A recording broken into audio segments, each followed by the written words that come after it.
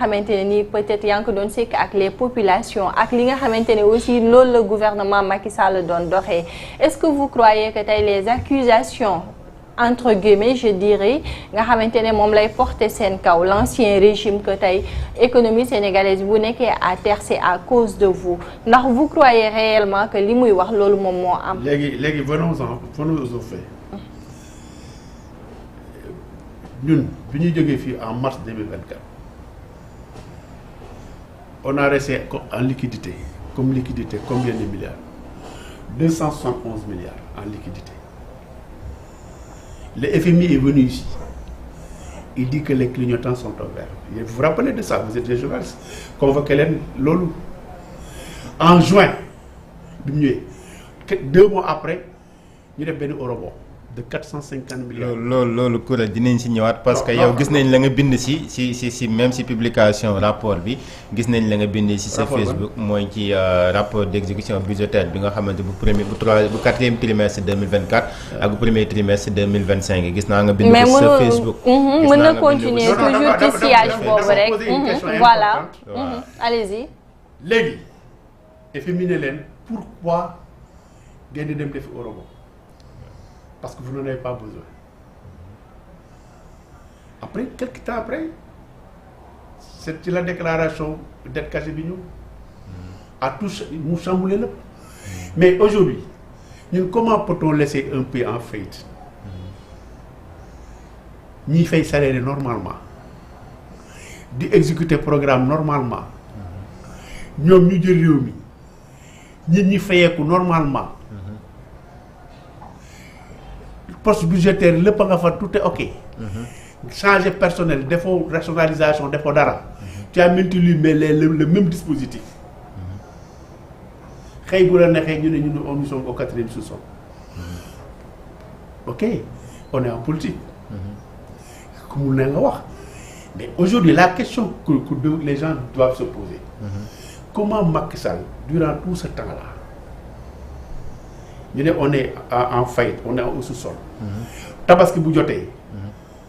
bu nekkee le 27 le 20 salaire yi ñu dégagé salaire yi fay joxe avance tabaski un pays qui est en faillite dina def loolu bu nekkee ñi xam nañ la mooy un pays en faillite dina def loolu. On paye nos dettes. mës ngeen dégg FMI def wala un partenaire extérieur ne Sénégal fay ko dette mës ngeen ko dégg. mës ngeen dégg loolu ça n'a jamais existé.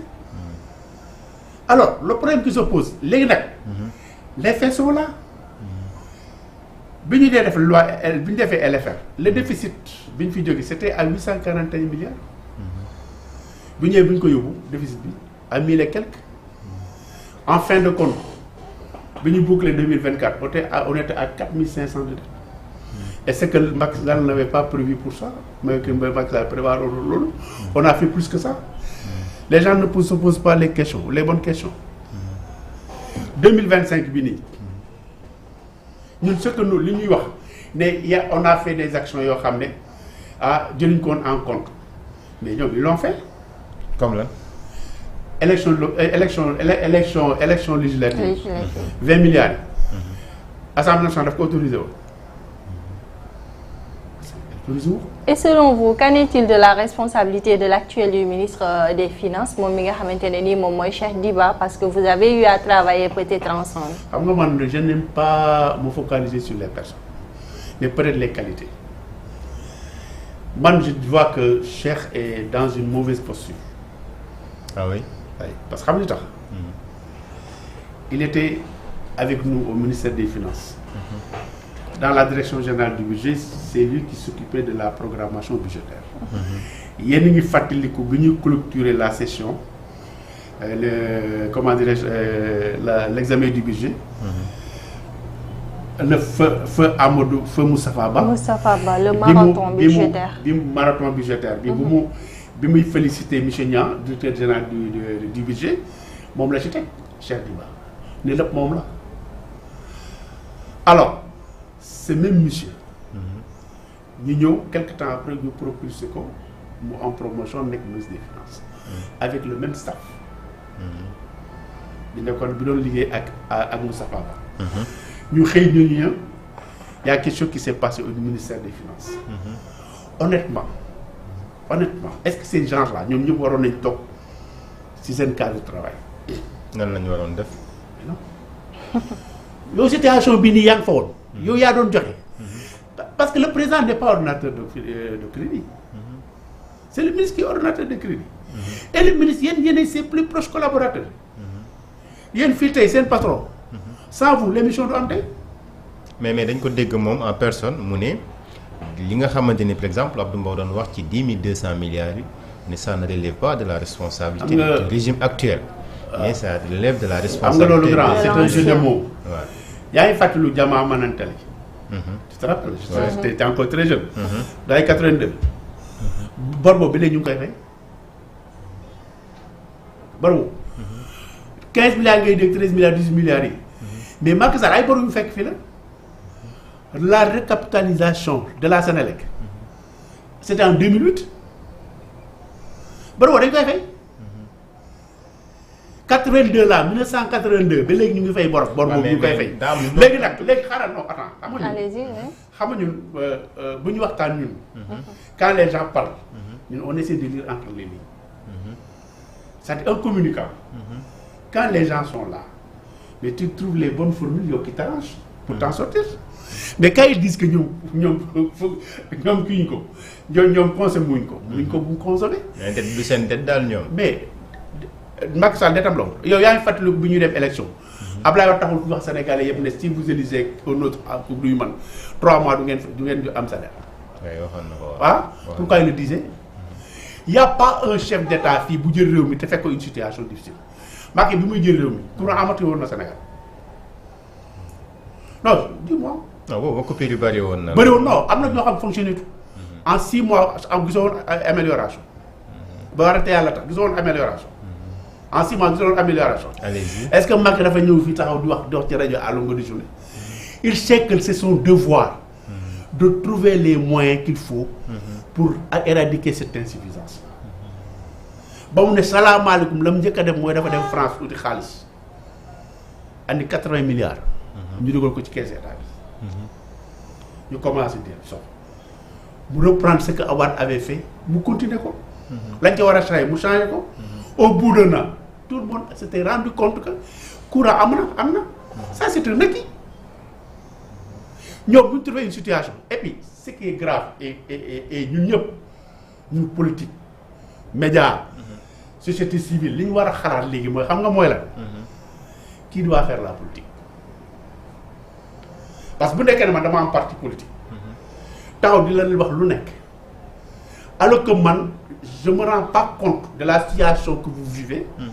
Je dis que war nañ ma xoolaat parce que je dis par exemple ce qui se passe en Angleterre dafa am lu ñuy wax shadow cabinet maanaam tu as un gouvernement parallèle dans ton parti tu as un ministère des Finances toutes les situations qui se présentent dans le pays yow da ngay dem di xool di def ay recherches di seet tey bu nekkoon à notre place comment on va agir éducation bi noonu agriculture noonu environnement noonu lépp noonu des fois tu as des informations da ngay dem parce que léegi avec maintenant le net léegi information bu bëgg am au ministère des Finances boo tapé guuf am ko. waaw léegi ñoom ils sont pas sur la bonne voie ndax Sonko bi mu demee Chine rek nee na la am na fa ay dons yoo xamante ne jëlee na ko fa.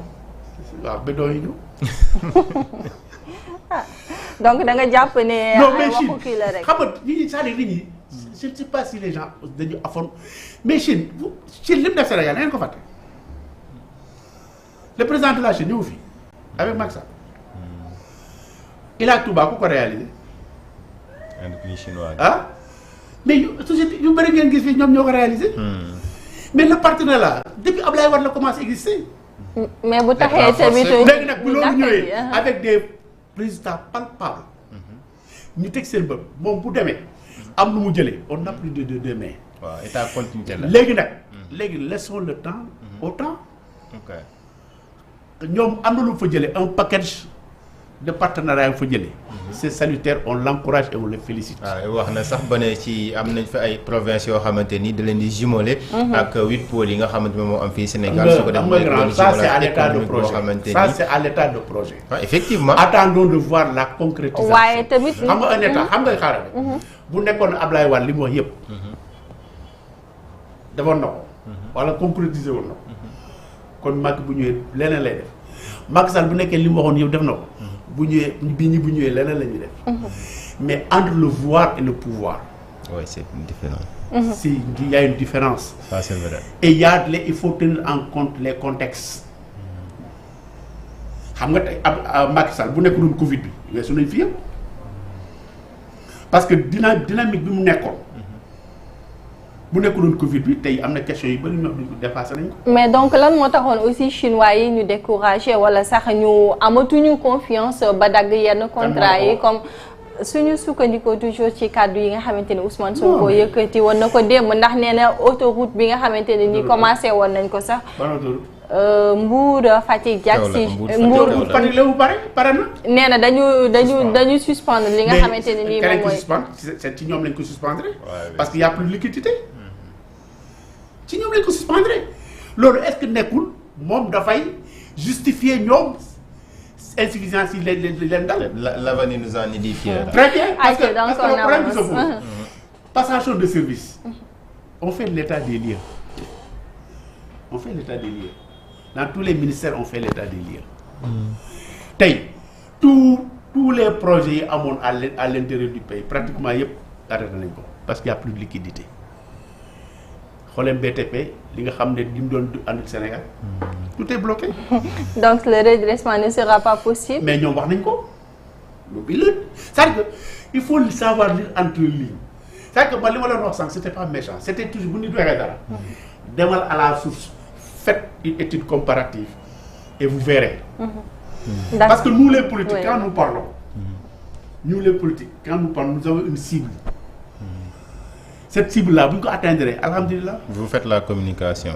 alors léegi honorable yow nekkoon nga assemblée nationale.